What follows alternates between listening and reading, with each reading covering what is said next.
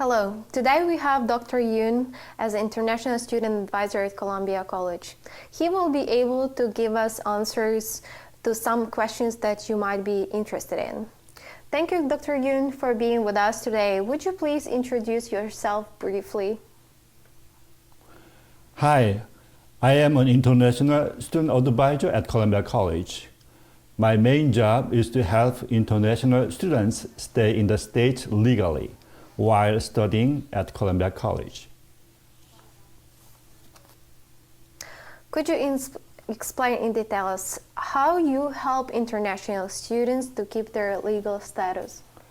I guided them with information about service and school regulations so that they do not violate such regulations like taking classes full-time, keeping a minimum 75% of attendance rate, maintaining above a 2.0 GPA, enrolling and signing up for classes before the due date, and reporting changed addresses within 10 days, something like that.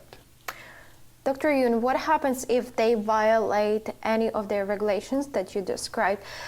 Do you immediately cancel students I-20? Well, not immediately. I try to contact them by calling and emailing. If the students contact me, then I do my best to help them fix the problem.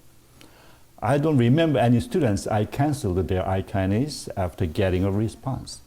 However, there were some students I had to cancel their I-20s because they didn't respond to me and I didn't know how to help them. I see. So what you are saying that you won't cancel their I-20 as long as they communicate with you. Is it correct? Well, at least they should cooperate with me to fix their problem. But what I do is remind them about their problem first and then give them ideas, advice, or information so that they can get out of the problem. Mm-hmm. Yeah. Let me ask you another thing. A lot of students are wondering if there were any changes affected international students because of the coronavirus pandemic. Of course, the biggest change is that SABIS allows all F1 students to take all their classes online. So wherever they are, in another state, even or in another country, they can keep their F1 status as long as they enroll full-time for taking classes online. That sounds great. Were any other changes? Well, F1 students do not need to come to school to pick up their I-20s. SABIS allows them to use the I-20 that they printed out from the one they received by email from the school. Then let me ask you another thing. As I know, many international students are struggling financially because of the coronavirus. Do you have any advice for them, or Columbia College has any discount plans for tuition? I heard some schools decided to refund some portion of the tuition back to the students. How about a Columbia College? Well, more than 1 million international students are studying in the state for their academic and career goals. However, these days they are having various types of problems, mainly because of the coronavirus pandemic. One of the biggest problems is that they are facing financial hardships because their parents lost their jobs and they couldn't send the money to their kids. I see. Can you help them, or does Columbia College has any plan to help them, like any tuition discounts or refund plan? Unfortunately, the school doesn't have any discount plans, and there won't be any plans to refund a part of the tuition. It's because Columbia College charges the students only the tuition, which doesn't include any facility use, dormitory, or any other fee. Mm-hmm. The tuition of Columbia College is purely the fee to get credit hours.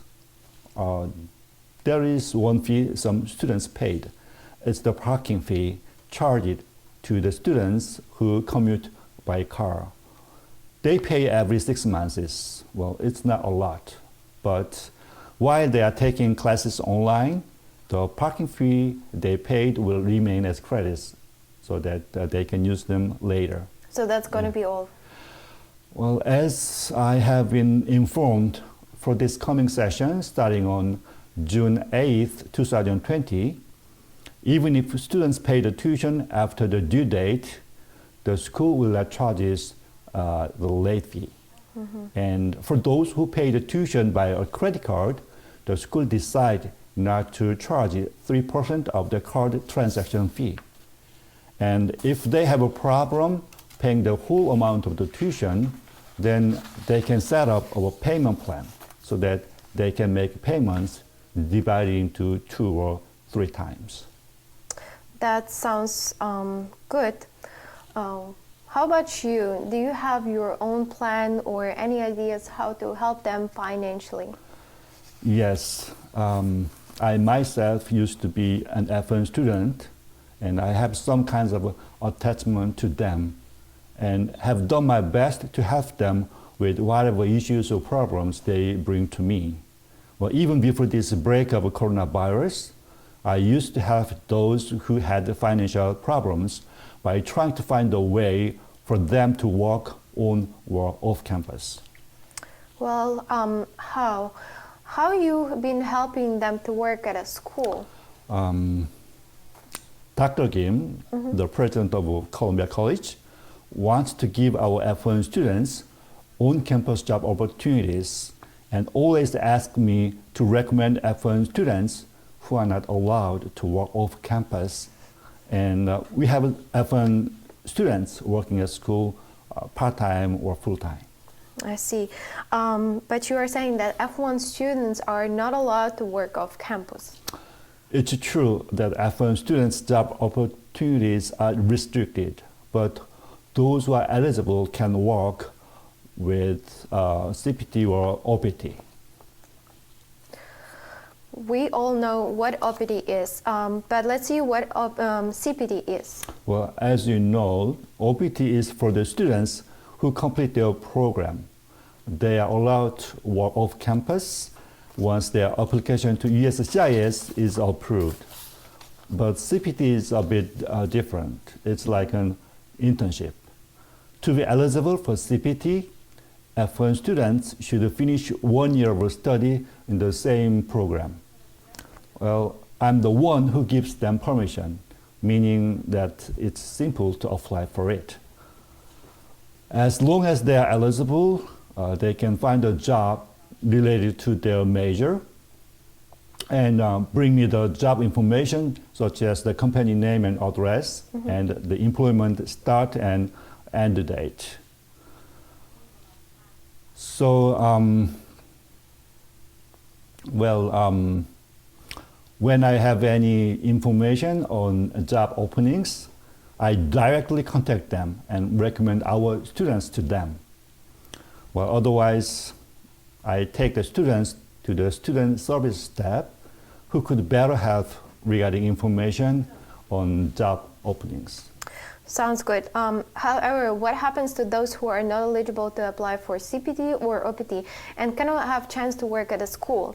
Even though they have problems getting financial help from their parents who lost their job, are there any other chances to work?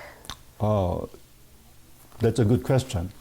Well, there is this federal regulation that F1 students with severe financial hardship can apply for off-campus employment.